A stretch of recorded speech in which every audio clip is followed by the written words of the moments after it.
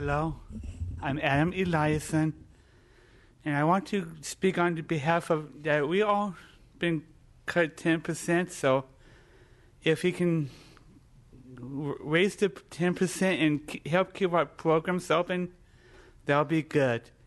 And remember that we need staff, because I have a roommate that needs staff 24 hours a day. So if he can keep the staff running and the programs open for all of us, that'll be good. And please, let's not wait till tomorrow or 1 minute from now. Just do it this second, please. Thank you very much. Thank you. Will Sanford, the Executive Director of Futures Explored. I want to thank Assemblymember Thurman for really pointing out the urgency of the situation, that we really are out of compliance on a number of levels with the feds. For Assemblymember Bonilla and Baker arrest, the thing about oversight, my concern about oversight is when you're starving and you're the person at the bottom of the food chain, oversight doesn't help us, doesn't do that. A quote from a former Assemblymember, Delane Easton, was, "You don't fatten the hog by weighing it more often." And so there's often the view of, oh, there's a problem here, we need more oversight, when in reality we need to go out and figure out if people go to jail because they broke the law, that'll sort of convince people they need to follow the law. I am a member of the DS Task Force and the DC Task Force and the Self-Determination Task Force and every other task force that's been on for the last 10 or 15 years as we looked at system reform. We've waited for those to actually deliver change. We need support now in the community to make it continue. Thank you for your efforts. Thank you. Thank you. Richard Royce, Executive Director of InAlliance. About a year and a half ago, I had the opportunity to return to California, where I started my career in the early 70s. It's interesting that the question comes to mind, tell me an industry, just one industry, that has been able to survive for a dozen years without any form of rate increase. And I believe you called it right when you referred to it as we're simply trying to restore part of the process of the cuts. You know, we can't go make more widgets. We can't go ahead and generate more efficiencies than the efficiencies that have been put into the system over the course of the process. But I'm struck now, coming to 2 legislative sessions and now into the special session, that I've never in my 40-plus years in this career watched people have to come to beg to try and go ahead and find a process or way in which we can ensure people that the staff will be here, that the services will be here, that the Lanterman promise will be fulfilled. Please, make this the 3rd session that I've been to and make the 3rd time charm. Thank you. Thank you. Michael Arnold on behalf of the California Dialysis Council. A little bit worried about the comments relative to a mechanism to ensure additional access.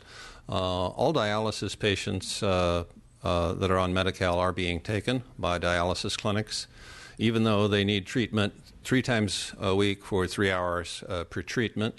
And dialysis clinics are losing money on every Medi-Cal patient they see. Therefore, decisions are being made about not to locate new dialysis clinics in California.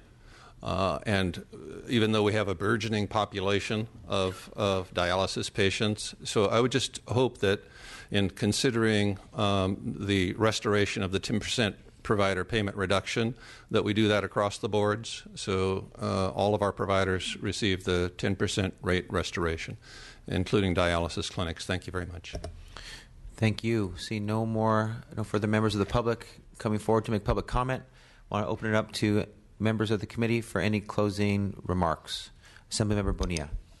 I appreciate so much the comments of the public, and want you all to know, and those that had to leave for various reasons, that you do have full access to us through our offices, and sending emails and contacting us is something that I think continues the conversation outside of the confines of this more structured hearing environment.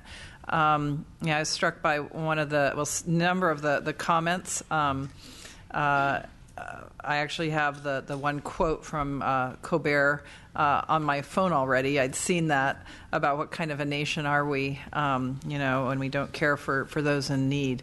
And the last comment about people needing to beg and not seeing that, we did see that. We saw that in my first 2 years here, where we were making billions of dollars of cuts to the budget, and it was deeply distressing. It was heartbreaking and very, very difficult. We're in a different time now.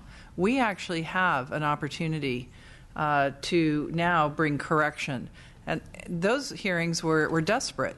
There really literally was no money. And I don't believe we're in the same period of time. And I believe that as we have seen the state economy stabilize, as we've focused on debt reduction, we have focused on reserves.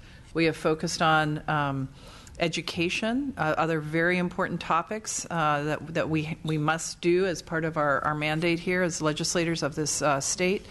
The issues that you are raising today, are critically important, and we have an obligation to find the funding to restore the cuts that were made.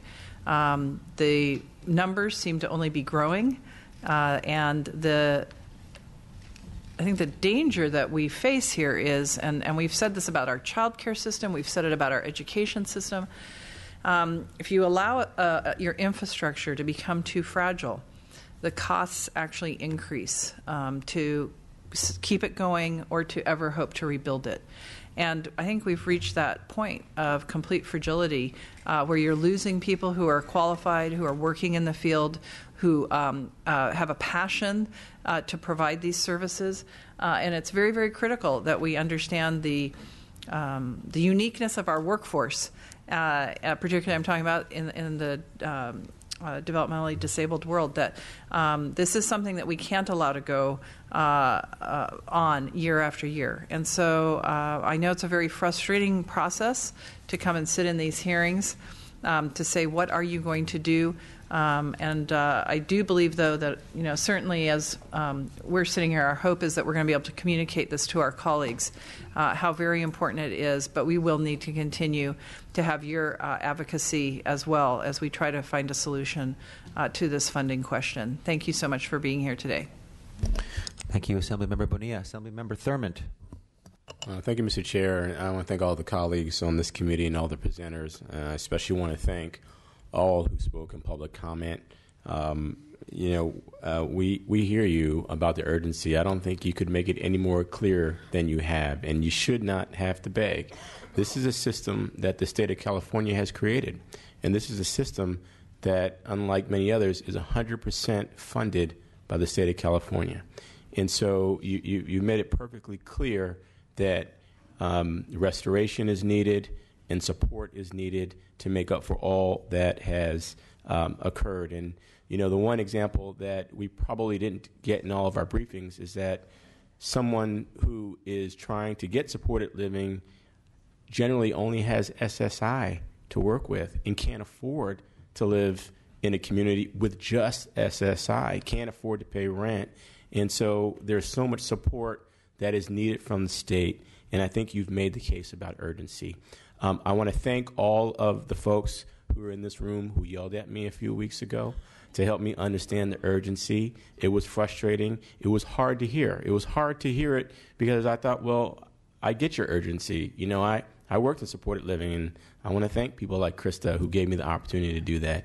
Yeah, I felt that urgency, but what I didn't understand until, folks yelled at me is that people don't understand how the process works. And that was made very clear to me.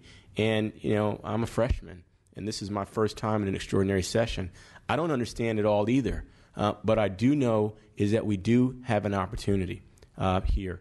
And I want to encourage those who said that they've lost hope, that while you're right, we can't wait, that we still have an opportunity.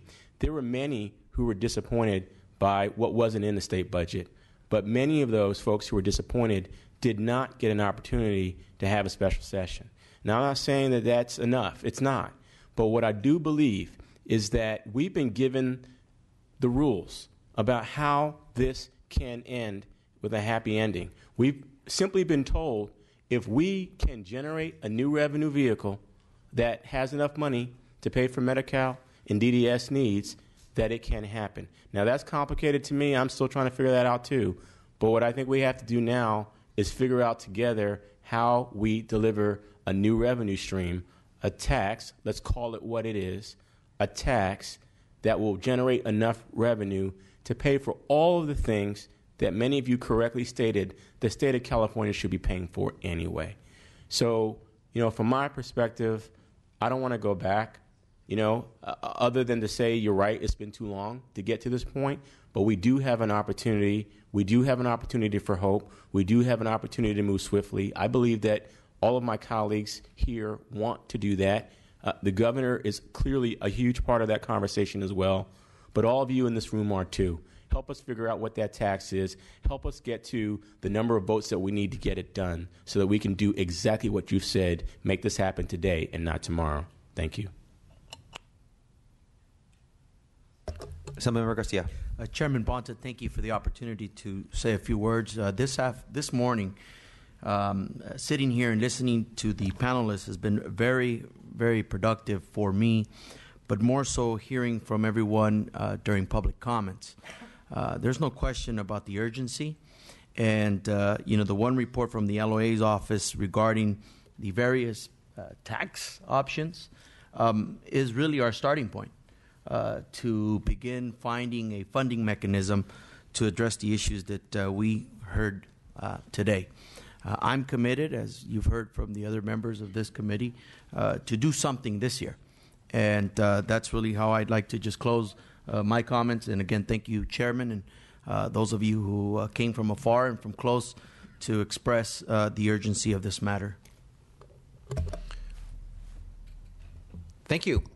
I want to just give another thank you to all the members of the committee and staff for participating in today's hearing. Thank you. Thank you to all the presenters on each of the various panels that we had, and thank you very much to all the members of the public who attended and to those who spoke and shared your views with members of this committee. As Assemblymember Thurman had said, I want to echo, we have a real opportunity in this special session to do something very important, very needed for critical populations in California that desperately need our help and are in dire need. And I look forward to continuing our work together as we move through the special session to get there. Thank you very much. We're adjourned.